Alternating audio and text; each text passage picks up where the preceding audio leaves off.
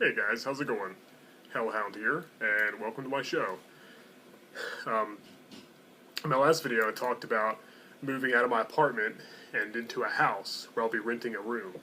And as you can see, um, I've done that. Moving was kind of a pain in the ass, but I was able to do it all in one day. I'm still feeling a little sore from it, to be honest with you. I wasn't able to take any of my couches. I had 5 couches. Couldn't get them through the door, and plus the landlords here are worried about bed bugs that come from apartment buildings. So, but whatever. I can respect that. And I still have a bunch of stuff there that I haven't got out yet, but most of the important stuff is already here, as you can see. Still working on my room a little bit. Just setting it up, but it's a work in progress. I think it's coming along pretty nicely. This room was actually really messed up before I moved in, but I was able to clean it out myself. And they put new carpet down, painted the walls and everything, so it looks like a brand new room. So, and I'm living with 5 other people, so if you hear any background noise, that's why. Alright, so today I wanted to be talking about my top 5 favorite bands and my favorite album from each band. I was originally going to do top 10, but that'll take way too long. I'm going to try to make this video quick, but I do have a lot talked about. So yeah, my top 5 favorite bands, favorite album from each band. Starting with my 5th favorite band. Now, it was a hard choice between Metallica, old school Metallica, like first 4 albums, and Slayer, but I went ahead and went with Slayer, since they've just been more consistent over the years. I do think Metallica's first 3 albums are probably better than most of what Slayer's done, but Slayer's, as I said, have been more consistent. I'd stayed a little more true to their thrash roots, and my favorite album from Slayer, as you can see, is their debut, Show No Mercy. Now, a lot of people would go with Rain and Blood, and I agree, that's also an excellent album. I just think their very first effort was the most evil sounding. Tom Arai's vocals especially, he truly sounded like the voice of hell. He sounded like a pissed off, howling demon in this album. And, of course the guitar work by Kerry King and the late Jeff Hanneman, rest in peace, is just superb, to say the least. And Dave Lombardo, as I've mentioned several times, is my favorite drummer. He's actually no longer in the band either, replaced by Paul Bostaff for the 3rd time. But yeah, Tom Araya is one of my favorite thrash vocalists. Well, at least he used to be. Now he just his voice has been reduced to just kind of yelling, unfortunately. But he's still awesome. And great bass player as well. So yeah, 5th favorite band, Slayer. Favorite album by them, definitely Show No Mercy, which is their first effort. And as I said, my number 5 slide kind of teeter-totters between Slayer and old school Metallica. But for right now, I'll go with Slayer. Now, my 4th favorite band of all time, definitely Merciful Fate, with their debut album, Melissa, being my favorite. It's a really tough one between Melissa and Don't Break the Oath. Most people would go with the latter, but I think their debut album is slightly better, just by a hair, because we just got such great songs like Evil, Curse the Pharaohs, Into the Coven especially. King Diamond's high-pitched falsettos are just excellent here, as they always are. He's probably my 5th favorite vocalist of all time, I think, and a great lyricist as well, and storyteller too. He should direct a horror movie, that's what I think, because he's got some great ideas. Oh yeah. If you're wondering why the CDs are missing, I actually have them in a separate case. I got all my CDs in one big booklet. I probably should have put them back in these empty cases before I did this video, but oh well. Yeah, King Diamond, he's one of my heroes, one of my all-time favorite musicians, and one of my idols for sure. He's just awesome. And Melissa is just a great metal album. I highly recommend this for any metal fan out there. You won't be disappointed. Hank Sherman and Michael Denner are 2 of my favorite guitarists of all time, and their leads are just incredible. Their dueling solos, it's just, oh my gosh, it just complements the King's vocals so well. A lot of people say Ozzy's the Prince of Darkness. even though he doesn't really write his own lyrics most of the time. Well, King Diamond is definitely the king in that case. No disrespect to Ozzy, though. Alright, so my third favorite band of all time, Iron Maiden. And while I kind of wanted to split up, each era, the Paul Dagano first fronted first two albums, and the later Bruce Dickinson era, not a big fan of Blaze Bayley. He's alright. Virtual 10 and X Factor are okay albums. Some good tracks on them, but I wouldn't say they're my favorites. But I just went ahead and just chose one, and that would be Peace of Mind. It was a hard choice between this one and Number of the Beast, Power Slave, Killers, their debut, Somewhere in Time, Seventh Son of a Seventh Son. So many great albums. I even really like No Prayer for the Dying and Fear of the Dark. I think they're very underrated. And Matter of Life and Death, which was one of their newer ones, is pretty good as well. So many great albums, just so many. But I think I'll go with Peace of Mind, because it has Where Eagles Dare, Flight of Icarus, The Trooper. That's a great song. My band, Dismal Descent, actually does a cover of that. We just need to find a vocalist who can emulate Dickinson's heavy pipes. He's the siren after all. But it's a great song, and we'll never do it justice. We'll never be able to come near Maiden's awesomeness, but still fun to play. Just such a great album. It was preceded by Number of the Beast and followed by Power Slave. So they just dished out an excellent album. Just one after another. Just so many great albums in a row. Not many bands can boast that. I love Eddie, their mascot. He's just awesome. But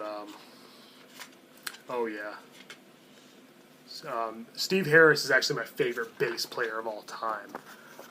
Back when I used to play bass, he was just a huge influence on me. I tried to emulate his style. I've always been more of a guitarist, but I switched to bass for a couple of years. Dave Murray, one of my favorite guitarists, definitely. Him and Adrian Smith both are just awesome.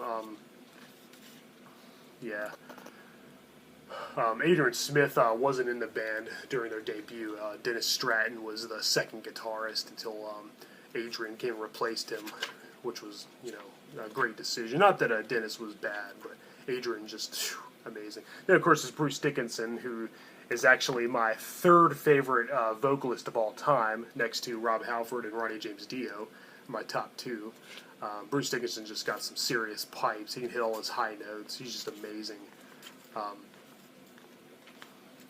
And then we have the drummer, Nico McBrain, who's, definitely incredible. He replaced Clive Burr.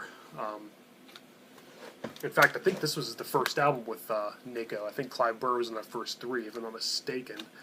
But, there he is. So, I think Clive Burr was in the first three.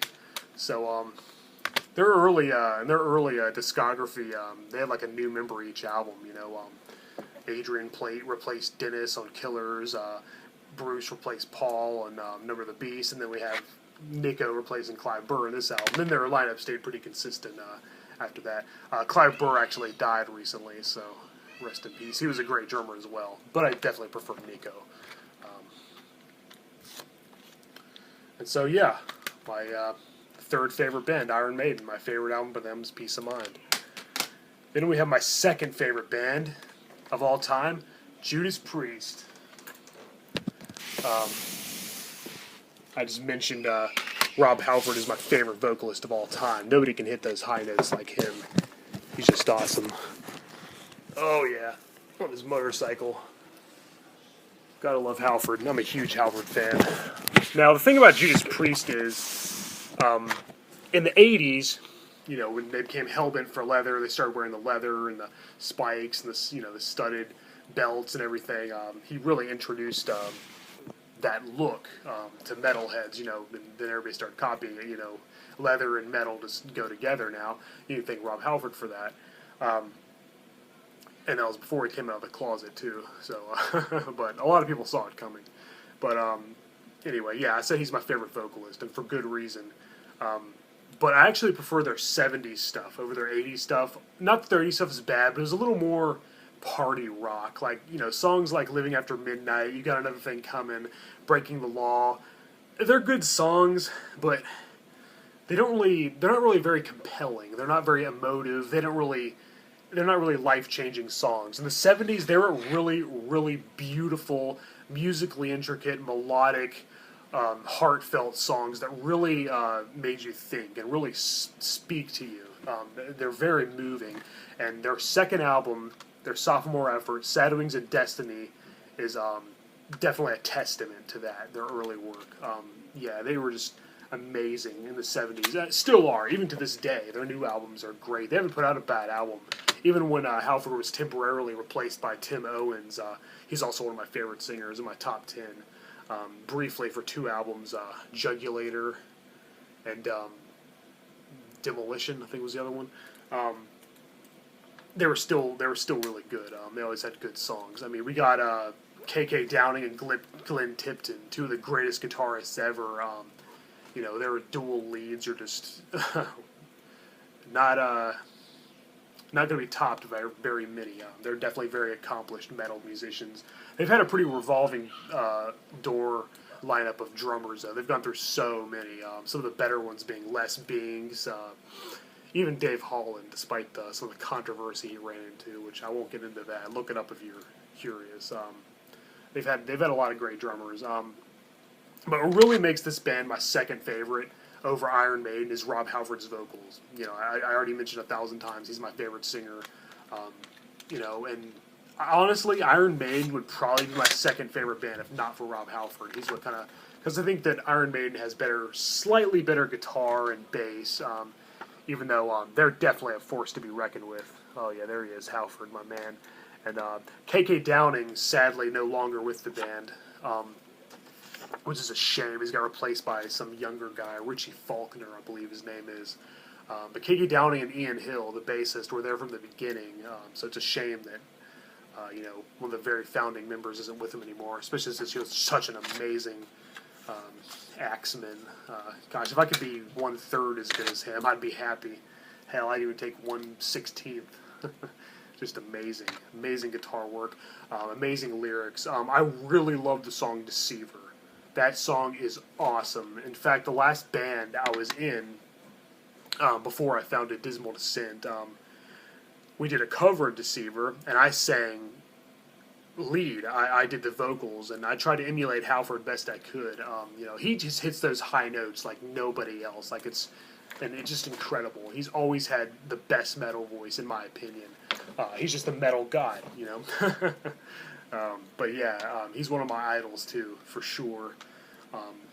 And that was pretty cool that I was able to cover that song and actually pull out Rob Halford, as the lead vocalist. It's not often I do that since I'm mainly a guitar player.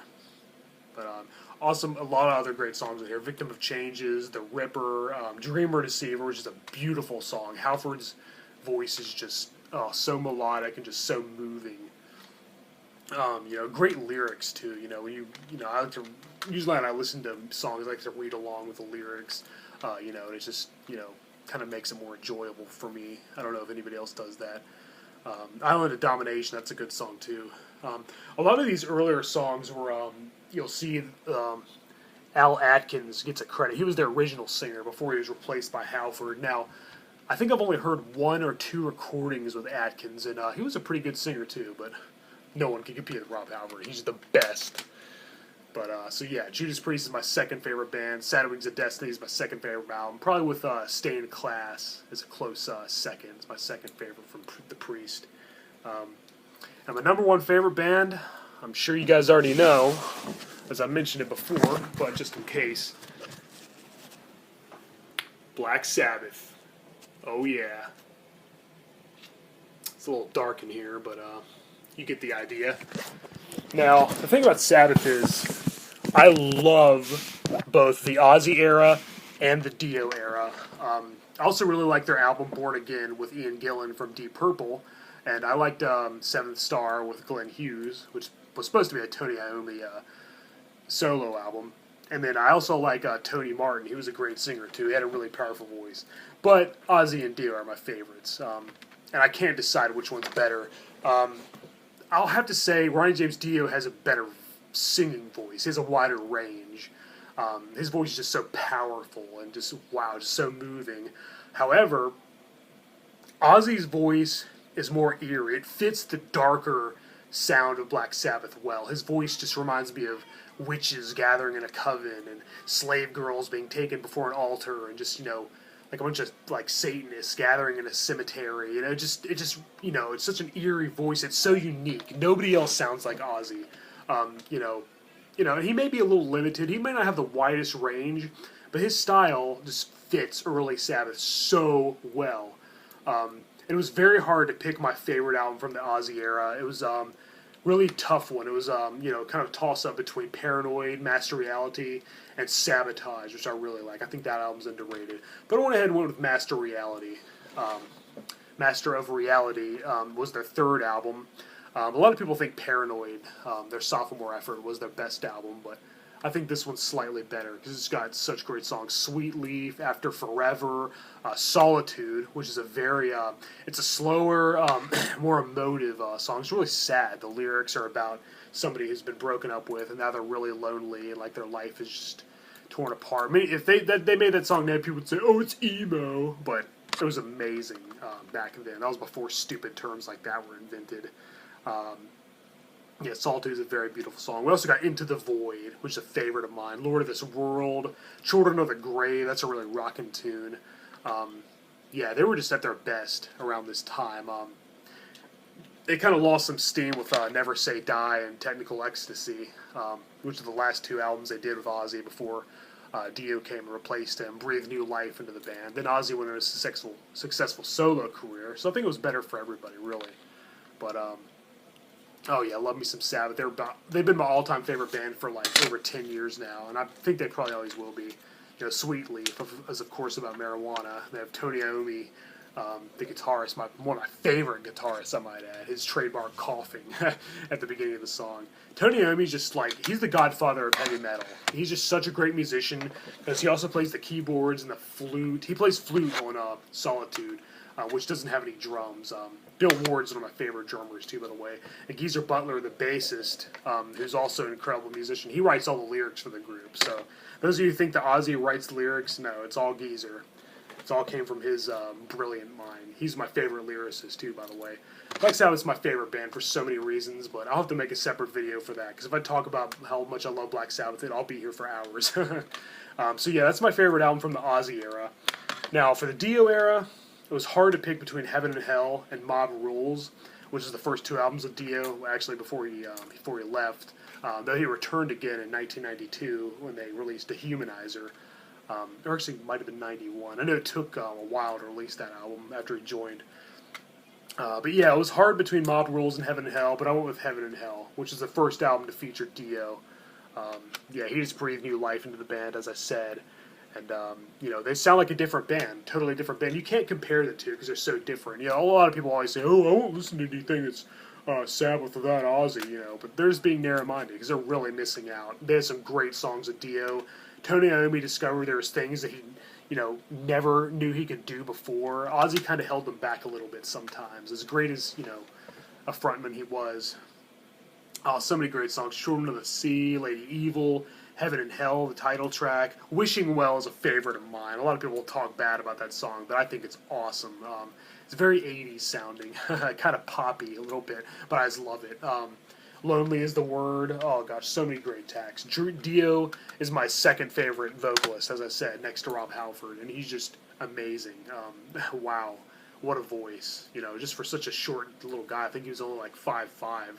He could really belt it out. And sadly, of course, he's no longer with us. And he was one of my idols as well. I love watching interviews with him. I could listen to him talk forever. He was so intelligent. Had so many great opinions, and views of the world. So that was those were my top 5 favorite bands. My favorite album from each band. Of course, I had to split up Sabbath with Ozzy era and the Dio era. Thank you for watching, and I hope you enjoyed my video. So until next time, guys, and keep it metal. See ya.